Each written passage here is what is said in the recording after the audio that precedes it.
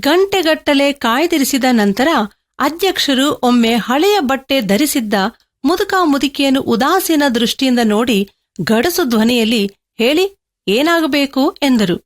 ಆ ಮುದುಕಿ ಮೆಲ್ಲನೆ ಹೇಳಿದಳು, ನಮಗೊಬ್ಬ ಮಗನಿದ್ದ, ನಿಮ್ಮ ವಿಶ್ವವಿದ್ಯಾನಿಲಯದಲ್ಲಿ 1 ವರ್ಷ ಓದಿದ್ದ. ಅವನಿಗೆ ನಿಮ್ಮ ಸಂಸ್ಥೆಯ ಬಗ್ಗೆ ತುಂಬಾ ಗೌರವವಿತ್ತು. ದುರಾದೃಷ್ಟವಶಾತ್ ಹೋದ ವರ್ಷ ಆತ ಅಪಘಾತವೊಂದರಲ್ಲಿ ತೀರಿಕೊಂಡನು. ಅವನ ನೆನಪಿಗೊಂದು ಸ್ಮಾರಕ ನಿಮ್ಮ ಸಂಸ್ಥೆಯ ಆವರಣದಲ್ಲಿ ನಿರ್ಮಿಸಬೇಕೆಂಬುದು ನಮ್ಮ ಆಸೆ ಅಂದರು. ಅಧ್ಯಕ್ಷ ಮುಖದಲ್ಲಿ ಕರುಣೆ ಏನೂ ಮೂಡಲಿಲ್ಲ. ಧ್ವನಿ ಇನ್ನೂ ಗಡುಸಾಯಿತು. ಅಮ್ಮ, ನಮ್ಮ ವಿಶ್ವವಿದ್ಯಾಲಯದಲ್ಲಿ ಓದಿ ತೀರಿಕೊಂಡ ಪ್ರತಿಯೊಬ್ಬರಿಗೂ ಒಂದು ಸ್ಮಾರಕ ನಿರ್ಮಿಸುತ್ತಾ ಹೋದರೆ ಇದೊಂದು ದೊಡ್ಡ ಸಮಾಧಿಯ ಸ್ಥಳವೇ ಆದೀತು ಅಂದರು.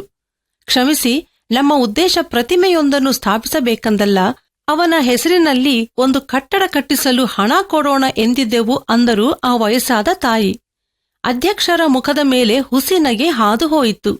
ಹಳೆಯ ಮಾಸಿದ ಬಟ್ಟೆಗಳನ್ನು ಮತ್ತೊಮ್ಮೆ ನೋಡಿ, ಇಲ್ಲಿನ ಕಟ್ಟಡಗಳ ಬೆಲೆ ಎಷ್ಟು ಎಂಬುದರ ಪರಿವು ನಿಮಗಿದೆಯೇ?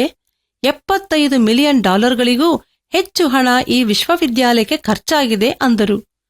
1 ನಿಮಿಷ ಆ ವಯಸ್ಸಾದ ದಂಪತಿಗಳು ಮೌನವಾಗಿದ್ದು ಒಬ್ಬರನ್ನೊಬ್ಬರು ನೋಡಿಕೊಂಡರು. ಈಗ ಇವರು ತೊಲಗುತ್ತಾರೆ ಎಂದುಕೊಂಡ ಅಧ್ಯಕ್ಷರು ಮುಗಳ್ನಕ್ಕರು. ಆಗ ಆ ತಾಯಿ ಗಂಡನನ್ನು ನೋಡಿ, ಈ ಕಟ್ಟಡವನ್ನು ಕಟ್ಟಲು $75 ಮಿಲಿಯನ್ ಸಾಕಾಯಿತಂತೆ. ಹಾಗಾದರೆ ನಮ್ಮದೇ ಆದ ಕಟ್ಟಡವನ್ನು ಕಟ್ಟೋಣ ಎಂಬುದಾಗಿ ಯೋಜನೆ ಹಾಕಿ ಕಟ್ಟಿದ ಯೂನಿವರ್ಸಿಟಿಯೇ ಸ್ಟ್ಯಾನ್ಫೋರ್ಡ್ ಯೂನಿವರ್ಸಿಟಿ. ಇಂದು ಇದು ಅಮೆರಿಕಾದ ಹೆಸರುವಾಸಿಯಾದ ಯೂನಿವರ್ಸಿಟಿ ಆಗಿದೆ.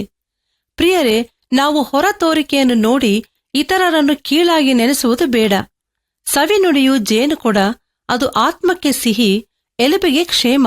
ಆದರೆ ಪ್ರತಿಯೊಬ್ಬರೂ ಕಿವಿಗೊಡುವುದರಲ್ಲಿ ತೀವ್ರವಾಗಿಯೂ ಮಾತಾಡುವುದರಲ್ಲಿ ನಿಧಾನವಾಗಿಯೂ ಇರಲಿ ಎಂಬುದಾಗಿ ಬೈಬಲ್ ಹೇಳುತ್ತದೆ.